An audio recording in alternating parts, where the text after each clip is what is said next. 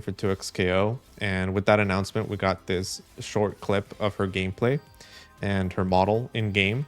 And I kind of wanted to review the gameplay clip to sort of start theory crafting a little bit as to what I think she's going to play like. Of course, I'm not going to theory craft everything about her kit. I think that's kind of a waste of time because she's going to come out probably in a few weeks. But I did want to kind of look at the clip and see, what we can figure out, because I do think there's a few answers in the clip itself as to some unique stuff that I think she's gonna have. So obviously, I mean, we have the clip here. Let me slow it down so it's easier to go through. So I'm gonna slow it down to 50%.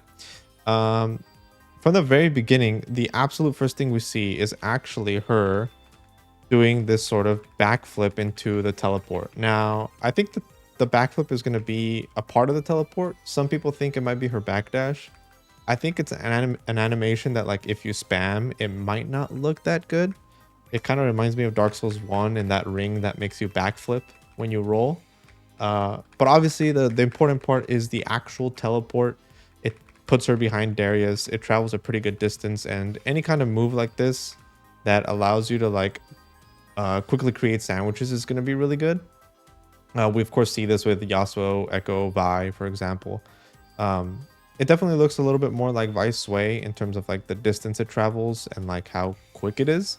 It's definitely going to be a strong tool. I think it's automatically going to make her a decent character. But regardless, right after the teleport, what we see is she does this sort of run up knee move, and I did the whole YouTube frame counting trick, and it seems like that move is going to have around 8 frames of startup, which pretty much tells us it's going to be her medium attack. And I think that's pretty important because it has some range, but it doesn't have any kind of crazy range. So I think she's going to be a character that plays differently than characters like, definitely differently than characters like Darius and Warwick, where they use their 5M to space a lot in neutral. And even different than Echo, because Echo has some pretty good range on his 5M. And with his movement, it makes it even larger. But it seems like Akali's going to have to commit a little bit more to using that 5M. I think it's going to be kind of like Vi's 5M in that sense, which I think tells us enough about how she's kind of play in neutral. And then she does this follow-up sort of swipe. It's definitely looks like a 2M, and it makes sense. It also looks like it's going to hit low, which is nice. It's nice to have a low hitting 2M. And then this is where it gets a little confusing. She does this kind of jump move here, but it doesn't look like she did some sort of actual jump cancel or anything like that. It would be weird if she could cancel off her 2M, jump cancel off her 2M, but she goes airborne, and so does Darius. So this is the part where, again, I get kind of confused as to what move this is going to be. It could be her 5H, and that's just what her 5H looks like. It could be something like Darius 6H. That's a different move that pops up opponents. But the more important part comes right after this. Midway through this animation of this, we'll call it 6H move, she clearly does a jump cancel. And I think that's very important because it seems like she's already airborne and she's then able to jump cancel again, which brings me to like my first major theory about Akali, that I think she's going to have a double jump. It would make her a unique character. No other character has something like that. Obviously, Ahri and Echo have some form of air dash. And it does make sense that the sort of ninja character was going to be able to double jump. The one thing that worries me is in 2xKO, when you're getting hit by an opponent and you want to break that combo, timing your break so that it doesn't align with their jump cancel is very important, because what you can do in 2xKO is if they break right before you jump cancel, you just block for a split second in midair and you'll successfully bait the burst or the break. And if a character can double jump, does that mean she can bait bursts twice as often? Are her combos going to be forgiving enough to do that? Are they not? If she can, then it's definitely going to be a really strong thing, and it's going to be a little bit scarier to burst against Akali. But I feel like they won't give her that huge benefit. Maybe they will. We don't know. But yeah, I think either way, I think giving her a double jump would be cool. Again, I could be wrong about this, but this does scream to me like that animation just got canceled in its recovery, and that looks like a standard jump animation. After that jump cancel though, she goes into what is probably her jump H, her jump 5H, because she's able to charge it. Of course, she probably does some kind of a partial charge here. And then if we keep going, she lands, she does a dash up 5M again. And then she does this animation, which is probably her 2H. She goes low, which I think is cool.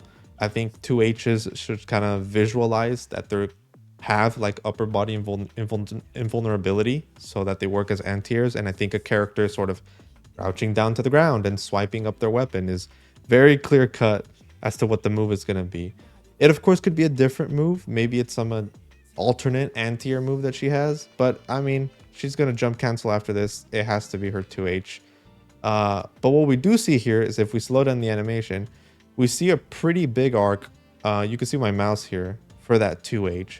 So it looks like it's going to be like a Yasuo style 2H where it's just like this massive swipe that covers a lot of sort of screen space, which I think is going to automatically make it feel pretty good compared to some of the other 2Hs. She jump cancels the 2H to follow up with the combo, pretty standard stuff. And then here, I think she goes into a medium move. So 1, 2, 3, hold up. She goes into the animation a little early. So 1, 2, 3, 4, 5, 6, 7, 8, 9, 10. Yeah, probably her medium move. And then she's going to cancel, I believe, into her 5H that we saw, jumping 5H that we saw earlier. Pretty standard stuff. And then right after that, this is where it gets interesting. So this is, I mean, 100% chance this is some kind of special move where she just spins down and spins around and like throws you to the ground. But what we see before that is actually a smoke bomb. So of course, the smoke bomb animation could be tied to her special move. It could just be like baked in, nothing special. But personally, I think this is like an enhanced version of the special move. And this brings me to like my first major theory craft about Akali is that I think she's going to have consumable sort of smoke bombs. And they're going to be like a resource that she has to manage. And so obviously we saw the smoke bomb before at the beginning of the trailer. She used it to teleport. We see it here with the special move. And she does it as well after the combo. So I think it's going to be something that she has to manage in the short term. She has to figure out kind of like, how many smoke bombs do I want to use to win neutral, to mix up my opponent? And once I land a combo, how many smoke bombs do I want to use to sort of enhance my combo? Maybe have it give me better damage, better OP, whatever it might be. And this kind of aligns with Akali in League of Legends because she's a character that uses energy. And energy is a resource that regenerates quickly, but you spend it quickly as well. So it's a lot of short-term resource management. In the long term, she's fine. She can just wait out and regenerate her energy. And I think that's how the smoke bombs are going to work. I think it sort of leans into that sort of ninja slash assassin theme that Akali very much clearly has going on. I could be entirely wrong about this. Maybe this is just complete nonsense and she doesn't have a separate resource. She doesn't have to deal with smoke bombs, but we'll see. Again, there she does the smoke bomb at the very end and to get to the ground quickly. And I think this is important. So she is going to use the special move here, smoke bomb to get to the ground. And she does move pretty quickly across the screen. It looks like she might be able to pressure Darius on his wake up. But what I'm thinking is if she does have those smoke bombs, imagine this combo closer to the corner where she doesn't have to run as far to catch up the opponent. I think forcing her to sort of use the smoke bombs to just very quickly get to the ground and be able to set up some decent Oki could be like a good sort of balance of the two. It's kind of like, hey, are you just going to give up Oki and save your resource, or are you going to spend it and then try to get like a really good Oki situation? But since we're talking about Oki and sort of general concepts, I think Akali is not going to be a character that has extremely strong Oki like Echo. I think that's going to be like his thing, Echo's thing. I also don't think she's going to be as good of an all-rounder as someone like Yasuo or Darius. But I do think she's going to have extremely strong mix-ups. And so currently what we see with Yasuo specifically is that he's an all-rounder, but he also has really, really strong mix-ups out of his stance. And we also know that they want to nerf Yasuo. So I think what's going to happen is they're going to nerf Yasuo's mix-ups specifically, and then Akali will be our sort of really strong solo mix-up character. The character that can mix you up solo without needing assists as much as other characters.